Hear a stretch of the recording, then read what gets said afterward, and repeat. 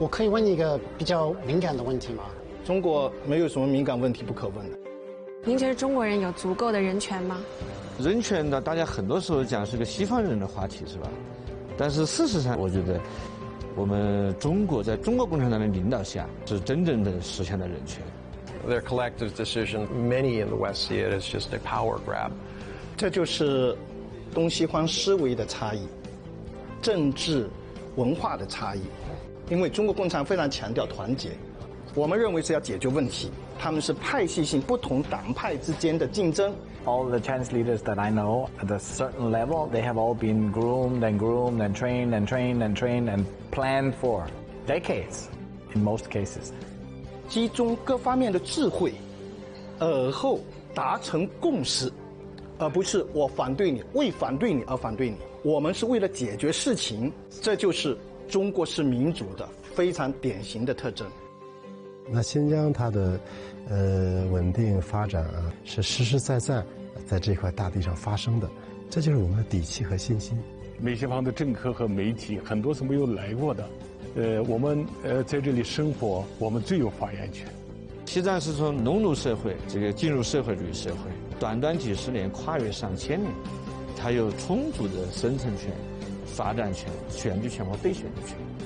在抗议这件事情上，是对我们的自由、民主、人权的中国式的一种的理解。生命安全、身体健康放在首位，这是最基本生存权。没有这个谈什么呢？ I believe very much in the very strong government leadership of China and the Communist Party being able to keep China COVID-free, which is an unbelievable achievement. 交流呢，虽然很难，但是交流又是必须的。谦谦君子，可以和而不同。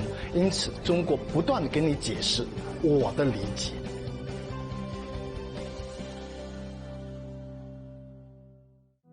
Democracy, freedom, and human rights. What are your definitions? And how does China compare to the US? I'm Miao and this is China Chat.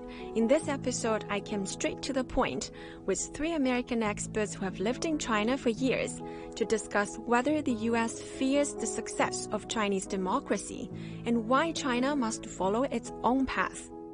Gentlemen, what were your first reactions when we asked you to come for this project? And were there any concerns that could have held you back? And what made you come eventually?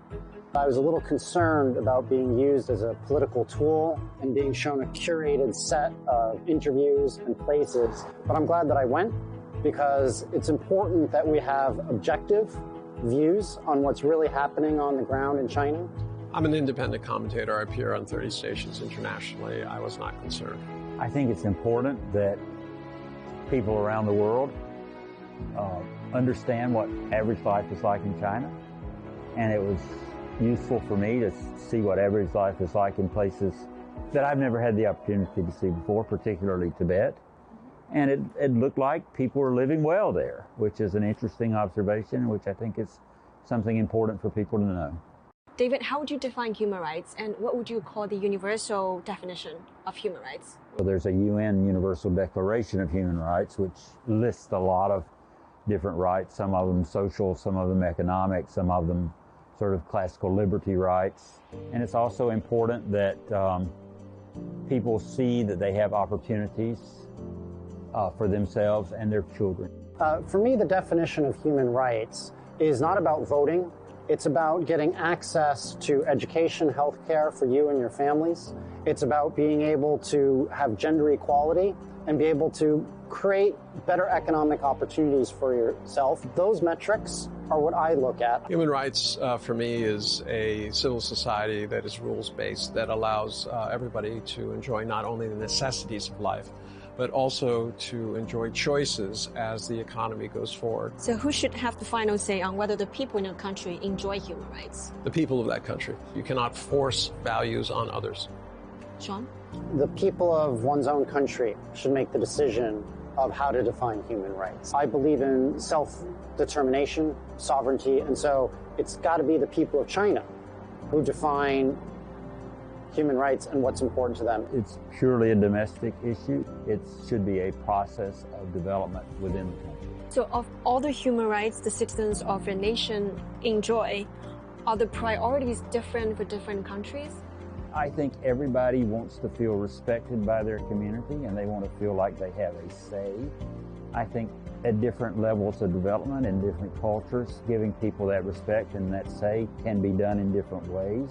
One thing we've learned is that trying to dictate another country's system doesn't work.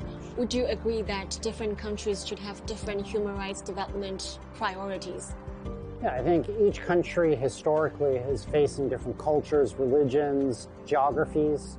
And so each country has their own definition, and they're at different stages of development. That said, I think there's basic necessities or human rights. At the end of the day, we're all people trying to take care of our families. From your experiences, what are the biggest or most noticeable human rights developments in China for the past few decades? For me, the biggest change was gender equality. In the 1980s, the literacy rates were very different between males and females. There are now more females than males getting university educated in China. There are actually more females than males getting MBAs. There's still a long ways to go, but I think it's really important that China becomes the lead in promoting male-female equality. For me, it's a laws-based society and system. In the old days, I think it was a lot about who you knew. Today, with a rising middle class that's concerned about protection of their rights, not based on who they know, I think that's the most important. David? Well, the huge change we've seen is a change in living standards. Basically, China's gone from being a very poor country to a high middle income country. That was made possible largely because of economic rights, people's right to build a business and their right to build some degree of wealth. I think the next challenge going forward is being sure that everybody in China has that opportunity. And if I may ask, as a foreigner here, do you feel like you have human rights? Are there any rights that you think you should have but don't? No, I can't think of anything. How about you two? Actually, I feel quite privileged. As a foreigner, I'm a guest here. If I didn't feel comfortable here, I wouldn't be here. For me, since I've actually spent the majority of my life in China, I wish that the Chinese government made it easier for foreigners like me to retire here. So how is China's human rights situation different from what you have read from Western media? Well, I think the human rights situation on the ground is completely different from what you see in Western media, whether it be the New York Times or whether it be ABC from Australia. And they're not looking at the 99% of positive stories. I would love and I would challenge the New York Times to actually write more about poverty alleviation, about pollution, about its COVID response. I think China's COVID response has been 100% the best in the world. We're still able to travel. I don't always wear masks. I wear masks when I need to. The Western media is not showing its own citizens the true situation of human rights. There's in part, it's a desire to point the finger at somebody else, but there's also this existential problem where especially Western countries see the rise of China. Its success is the problem. If China wasn't a success, we wouldn't be having this discussion. Because it's a success, it does represent a threat to some people's idea of the hegemony of not only the United States as a country, but also the system of a democratic liberal capitalism. Thank you. And David, how is it different from what you read? It's totally different from what I read, but most of the books written about China and most depictions of China are not about the way average people in China live. I don't think I've ever seen a discussion of what's it like to live in Beijing, or what's it like to live in some remote village. And I don't think most people in the West understand that. You would call China's success an existential threat to the U.S. certainty that only by adopting liberal democratic capitalism can a state be successful. It's an existential threat to everything that we believe in, because remember, that is the basis of American exceptionalism that we have because we're bringing the world into the perfect system, that it has given us carte blanche to do anything, including kill other people, assassinate, start wars, whatever is necessary.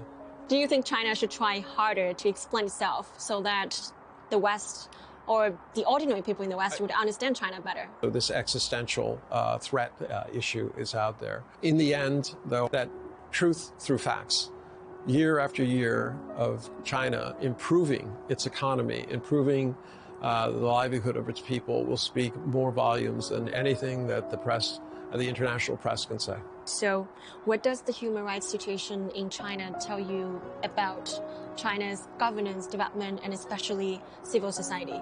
We witnessed that in Zhejiang, in all of these places where people were speaking up and they were making choices about things beyond the necessities. What I saw in this time was that the government, rather than shying away from it, was actually embracing it.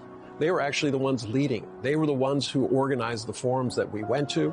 They were the ones who were supervising the elections that allow people to do that.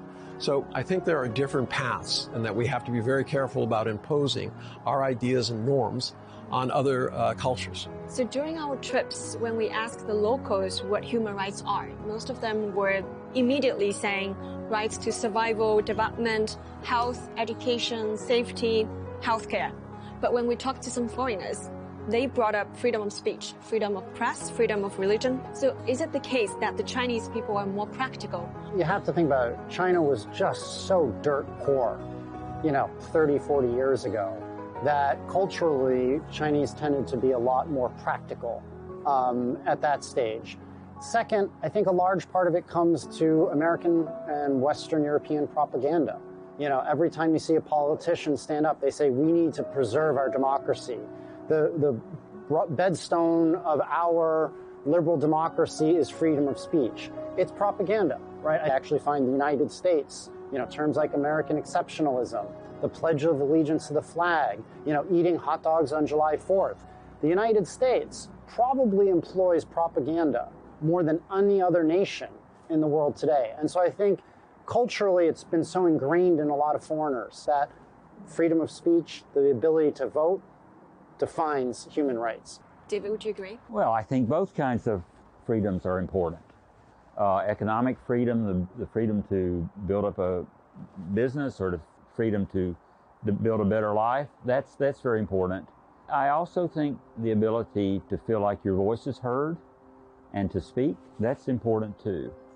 So I don't think you can compromise on either of them.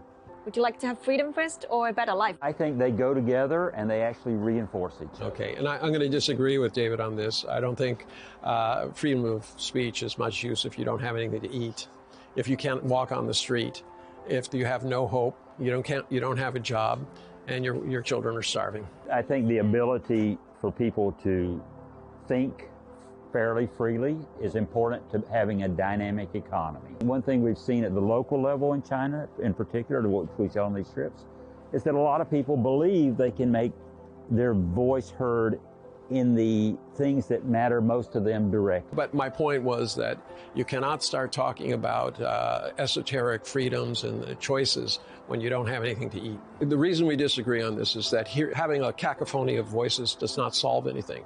Having a voter box does not solve anything by itself. It's the attitudes of the people, their willingness to come together, sacrifice a little bit for the future rather than to pursue their own selfish aims. Or right now in the United States, you can say anything you want, and they do. And it hasn't helped anything. We're more polarized than we've ever been before. Sean, would you agree that freedom should always be regulated by law? And under what circumstances should freedom be restricted, and up to what extent? Well, I think freedom is a great term.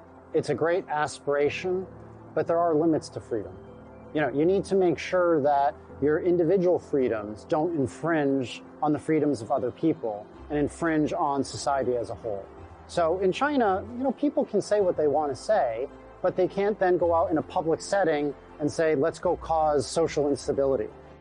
And David, I have a question for you. So it seems that in the US, individual views and rights are put slightly above the collective, but in China, it's the opposite.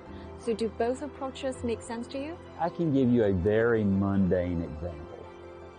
In China, people are willing to live in apartment buildings because usually their neighbors are pretty respectful of them. They don't play very loud stereo music at all hours.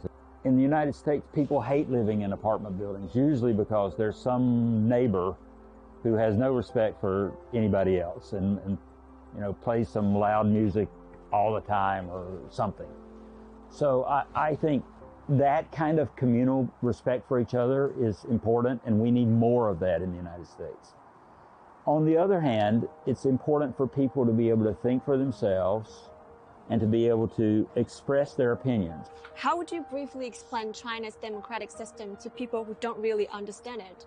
Actually, the Communist Party embraces democracy, but it's a democracy that is limited by the circumstances they find themselves in. So their democracy is about the result, all right? Having a civil society, the things that David said about being able to live in a place where people respect each other, having some sort of opportunity for everybody, changing things in better ways, extreme poverty. They look at everything from, these kind of milestones, what we need to achieve. Those are ways in which to get things done. But it doesn't make it the end. The end is the betterment of the people. Most people just know that the Communist Party is the ruling party in China. But what are the things that are often overlooked or misunderstood? They don't understand the amount of planning, the amount of feedback that goes into it.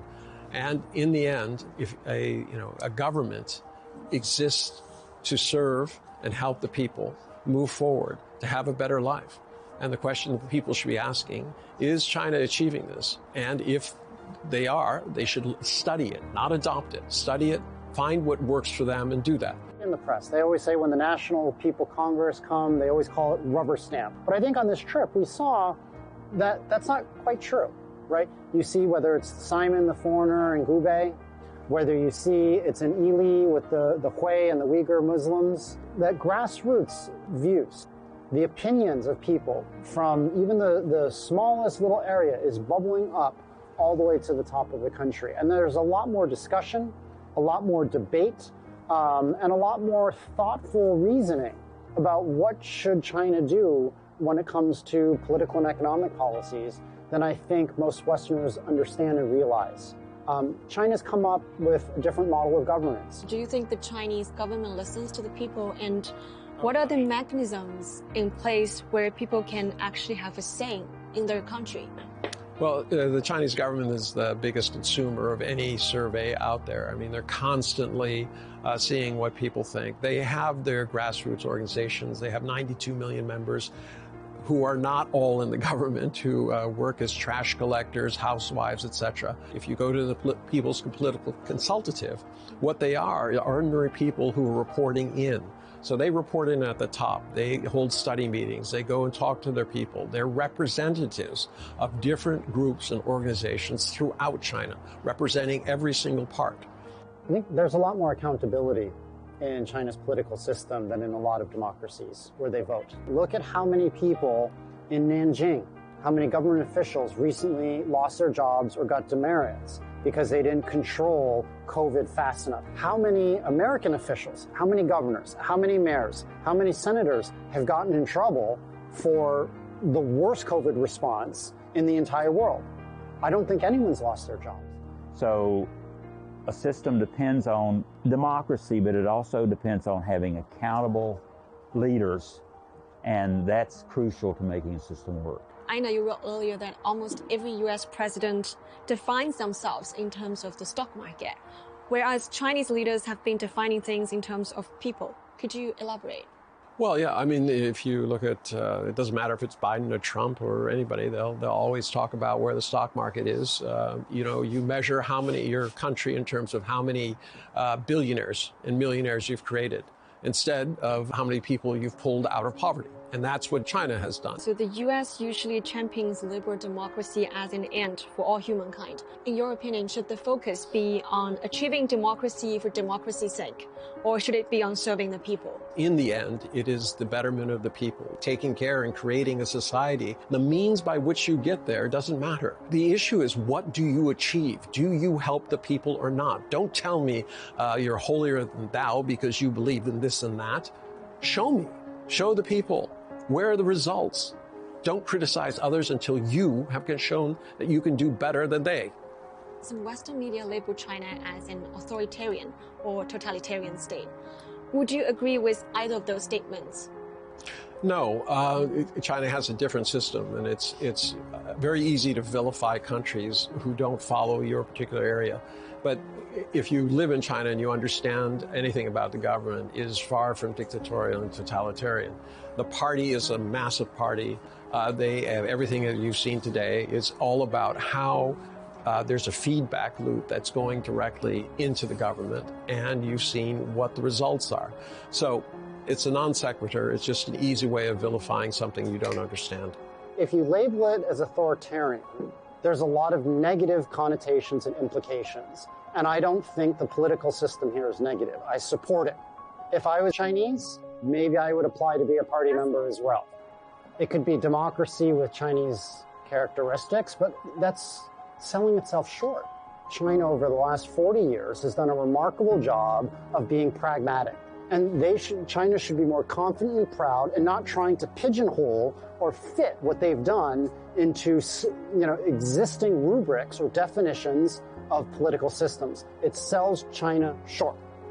You said it sells China short, but why don't you think the Americans can accept that China now has a new form of democracy? One, racism, right?